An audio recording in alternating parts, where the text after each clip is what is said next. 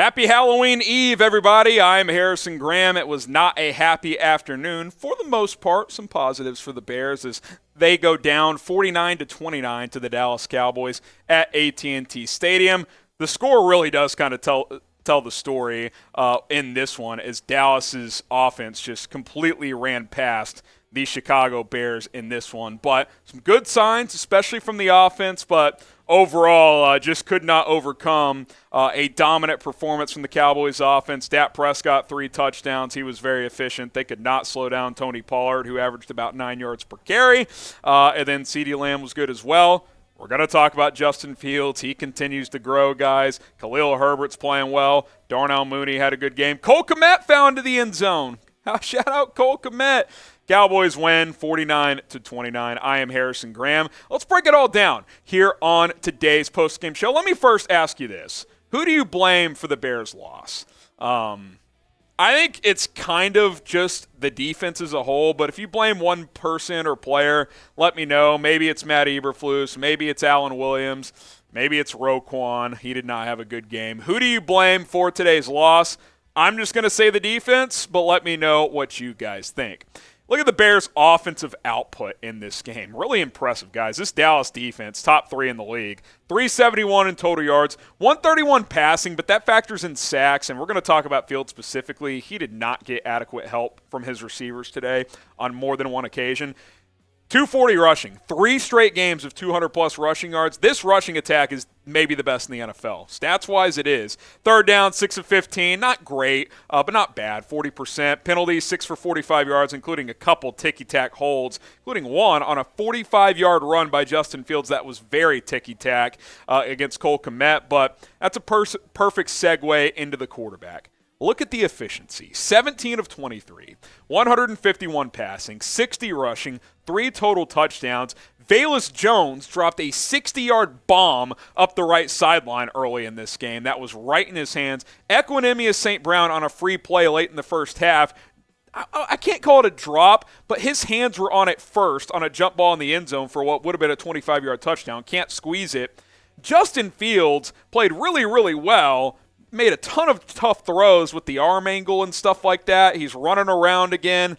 He's starting to feel himself here. He had himself a day, and I think you guys should feel really, really good about where the quarterback is. You look at this rushing attack as a whole, I mean, it's working. Khalil Herbert, 16 for 99 and a touchdown. Fields, 8 for 60 and a score. David Montgomery, not his best game. He fought for some tough yards, but he did some okay things. Had a bad fumble on a catch. That really kind of ended the game. Ended up being a scoop and score on a funky play where Micah Parsons fielded it. Fields hurdled him, not trying to trip up, and he wasn't touchdown. Just kind of a weird deal. But all in all, this offense, especially this rushing offense, is good. I mean, and all of a sudden the offense as a whole is playing pretty damn well. Grade the Bears' offense today.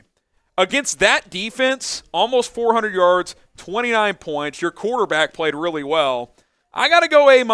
Now, there were a couple things I didn't like. 2 things that really stood out. One, Luke Getsy's shovel pass call at the end of the half with 11 seconds left. I'm taking another shot at the end zone there. Instead, they lose a yard and have to kick a field goal at the half.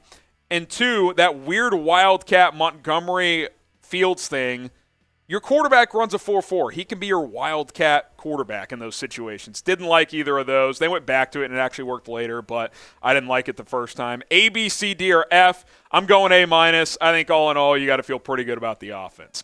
And that is why you subscribe to the channel, because I give you authentic and real analysis from the way I see it. I'm not, the biggest expert in the world, but I feel like I have a good pulse on this football team, and I think a lot of you guys respect my takes when it comes to the Bears. So if you're one of those people, if you like what you see, subscribe to the channel. It's 100% free. NFL trade deadline on Tuesday. We might talk about a particular player coming up in a moment, so stay tuned. Hit that sub button. We're going to have you guys covered all season long.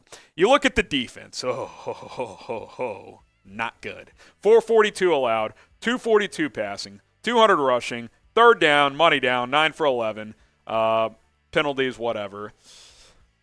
I'm going to say this as nice as I can. Flus, Allen Williams, and the defense got trucked. I mean, what is there to say? You got run over in this game. No resistance. Eddie Jackson had the one pick. He missed a couple tackles, though. He did have a pick. I'll give him credit. That's really the one play the defense made today at the end of the half, which is what pissed me off about that shovel pass. You needed to chase 7 there, and you end up settling for 3. He played okay. You know who didn't, though? Roquan Smith. 5 tackles. Any game where he's less than 10 is not a good game for him. He's supposed to be the guy flying around. He was missing tackles, not shooting the right gaps. He wasn't good, man. He just wasn't. He was not good today. There's a lot of chatter around, do you keep him? Do you trade him? I like Roquan, but there's been a couple of these games now this year. He's either really good or really bad in this defense, it seems. I'm not sure what the issue is. And I get Dallas has a good O-line. He just lost his best buddy, Robert Quinn, in a trade. But you got to be a pro and go out and be that number one guy for this team. And he just hasn't been that guy consistently enough.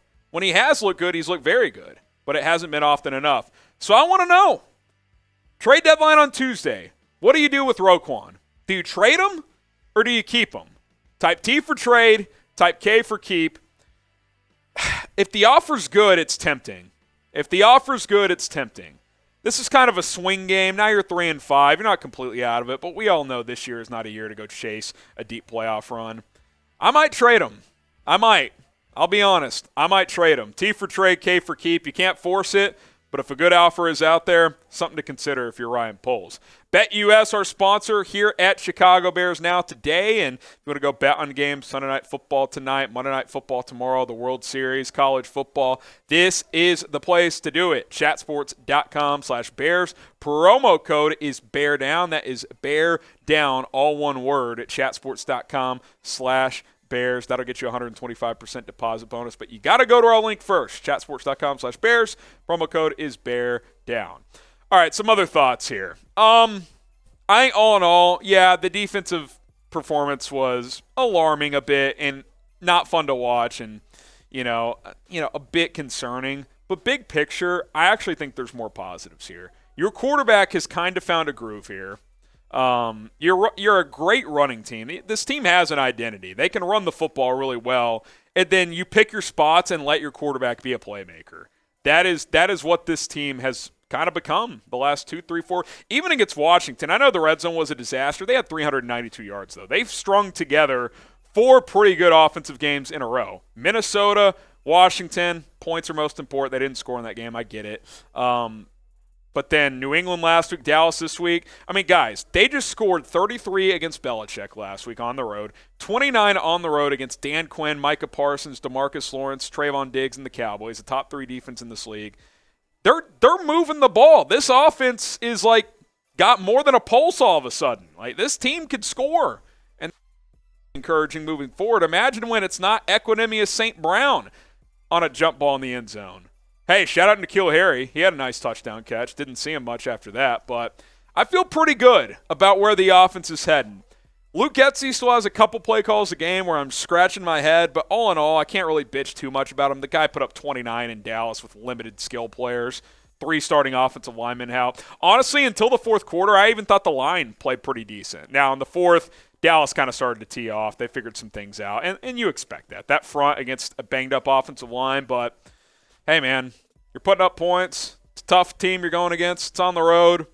Can't really be too upset. I know the final score is 20 points, but hey, man, all in all, I don't feel too bad. So grade the offense one more time here. A, B, C, D, or F. Get your letter grades in there. Again, I'm going A-. I thought it was solid. I thought it was solid overall. We'll see what happens between now and the trade deadline. If you're listening on call-in, we're about to get to you. A, B, C, D, or F, grade the offense today. And hit that sub button here on YouTube. We're not going to go anywhere all season long. We'll be live for trade deadline coverage on Tuesday. We will have you guys covered after the trade deadline. I think we're going to do a post-trade deadline mock draft later in the week or the week after. So buckle up. Stay tuned for that. We'll have you covered for all of that as well. And I think you can be a little excited. The offense did well. Got to build on it. Got to keep doing it for weeks to come if you are the Chicago Bears.